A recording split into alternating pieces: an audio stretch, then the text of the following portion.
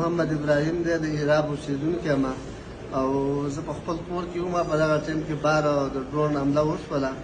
زما بچي چې کوم دی که د یېرې د خوف د وجې نه نېغ دغه شولو، نو زه پسې ورلم. ما ورته وویلې چې یاره بیرته کور ته ونوځئ.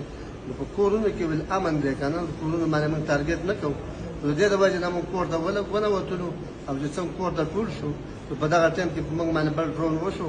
زه پکې په خپله هم ولګېدم، زه خو زخمي یم او یو مې پکې د 10 کالو بچی چې کوم دی هغه وفات شو او یو مې پکې ښځه وفات شوله.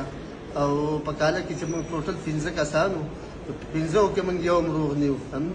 هغه 2 بچی مې چې کومې دي هغه هم داسې په حال کې دي چې د مرګ په کشمکش کې دي. او د دې نه علاوه په کور کې چې زما کوم مال حال و، غواګانې بزې وې، ټول هر څه وشتل.